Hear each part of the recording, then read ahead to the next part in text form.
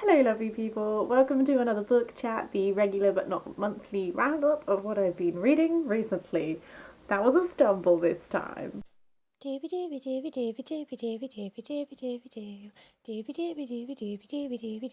Sophie Vlogs. I've read a bunch of stuff recently, I'm just going to dive into it and let's get chatting. First up is a very small comic. We have Betty and Veronica Vixens. It's the second issue. I really like Riverdale, but it's also very stressful to watch. This, in comparison, isn't a lot more fun. This is just Betty and Veronica are starting their own motorcycle gang. They've gathered up some of the girls of Riverdale. They're all learning to ride, and it's a lot of fun. Again, like the first issue was sort of setting everything up, and we're starting to get a little bit more into like plot and stuff in this issue. I've been keeping my eyes peeled for the rest of this, and I will be picking it up and continuing at some point. After that is a light, fripperous read. You Had Me at Hello by Mhairi McFarlane. I actually read this book when I was feverish. Essentially, I had a fever for like 4 days, and it was really awful and horrible. But towards the end of the fever, when my brain started to clear a little bit and my body stopped shaking quite so much, I was able to hold a book again. And I just needed deep in my soul something like soothing and light and delightful. And that's what Mhairi McFarlane is for me. The tagline of this, what happens when the one that got away comes back? It's so cheesy, but I love it. This is all about Rachel. Rachel has been with her fiance now for like 12 years, or like something ridiculously long like that. They were all together the whole time she was at university.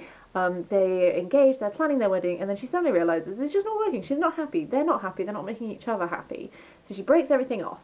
And when she finds herself newly single, a person from her past re-enters her life, Ben. And Ben is someone that she knew at university, and there was all this, like, really close friendship and maybe more, etc., etc., etc. So this sort of bounces back and forth from, like, a contemporary storyline where she's sort of picking up the pieces of her life, muddling it all out, tentatively rekindling a friendship with this guy, and then flashing back to when they're at university, and it was just delightfully fun. Not my favourite of hers, I will say, but it absolutely filled a need that I had at the time. After that, we're changing genres quite a bit with In God's Hands by Desmond Tutu. I'm not a Christian, but I have been trying to read more philosophical texts, and a lot of those happen to be religious, and I think Desmond Tutu seems like a really great guy. You know, like, so much of what this is talking about, although it is absolutely faith-based and rooted in his Christianity, so much of what he takes from that and the lessons that he draws from his faith are just things which I think are just genuinely good things to be thinking and doing, and how, like, the way he views treating people, the way he views what we owe to the world as a whole, whether that's environmentalism, whether that's the way that we treat our fellow man, all of these things. I just think there are so many topics explored in this, and the things that he draws from them, I just think is great. And so actually I thoroughly really enjoyed reading this. It's really interesting, I find, reading faith-based texts as someone who is not religious, because sometimes I find it a struggle. Like, I read Kierkegaard's Works of Love, and I struggled with that. Whereas this, absolutely 100% here for it. Next up, moving on to some poetry, is Selected Poetry from Derek Walcott. This particular edition is the Caribbean Writers series, and it has at the back some, like, accompanying notes. So, like, these are very much geared towards, like, a classroom setting, so, like, they sort of unpack the themes of poems a bit and give you some things to mull on. Sometimes that was really useful with this reading experience, and sometimes it was unnecessary. Where there were poems where I felt like I wasn't getting it, it was really good to be able to go to the back and just have, like, a little dip in and see if that changed the way I was approaching the poem. And then sometimes, I didn't need that. And the only other work by Walcott that I've read is Omeros, which is a really long, epic poem.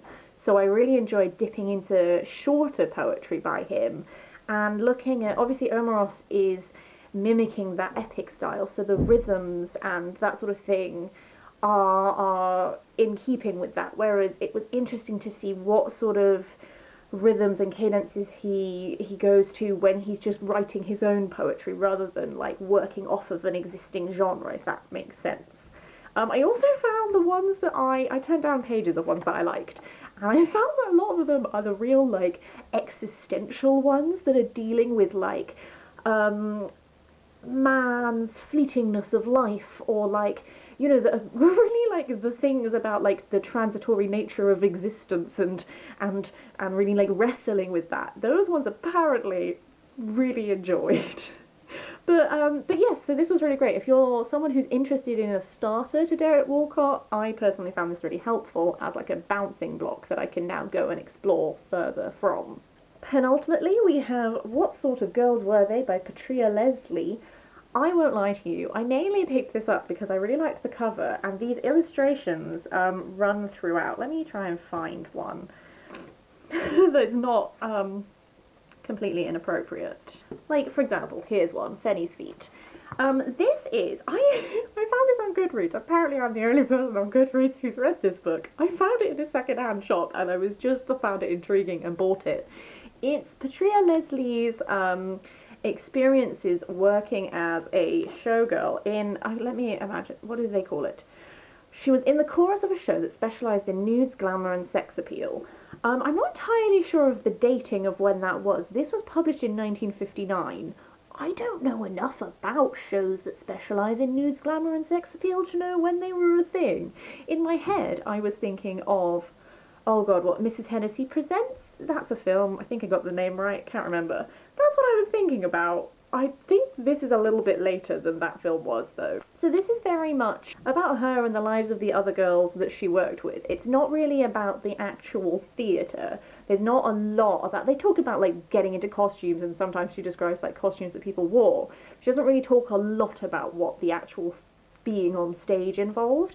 It's more about, like, the personal trials and tribulations of, like, her and the girls that she shared a room with. So it's all, like, girls, you know, dalliances with men and whether or not they ended well or ended badly. A lot of it is to do with actually, like, essentially repercussions from dalliances with men.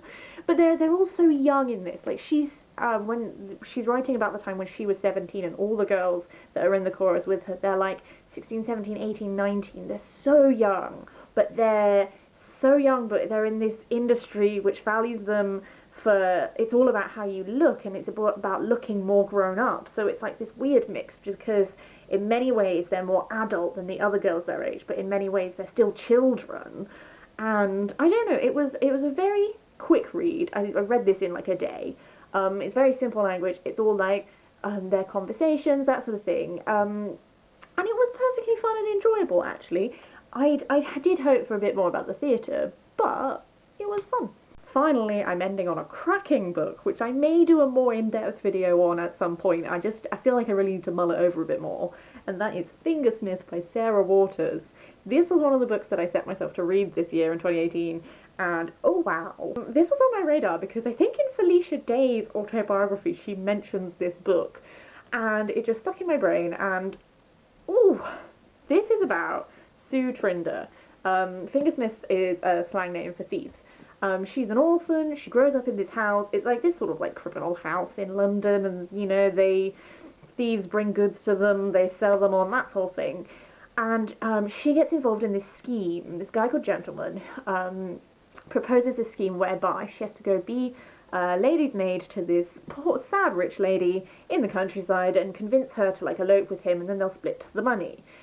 I won't say any more than that, but I will say, oof, we go places in this. I kept feeling like I had a handle on where we were at and where we were going, and then like suddenly something would happen and I'd realise that I did not know where we were going. So this is at times like dark and twisted and wild, and I just, you know, when like a story grips you. I think I dreamt about reading this. I don't know what my dream made happen, but I know that it was in my dreams at one point. I just thoroughly enjoyed this. I wish I had. I finished it yesterday, so I'm still like really working these thoughts out and emotionally processing this, but very much enjoyed it. It was good. Yes. That is it. That's everything I wanted to talk about this week. as per usual, I would love it if you let me know your thoughts on any of these books. Other than that, I hope you are having a super duper lovely day, and I will see you next week.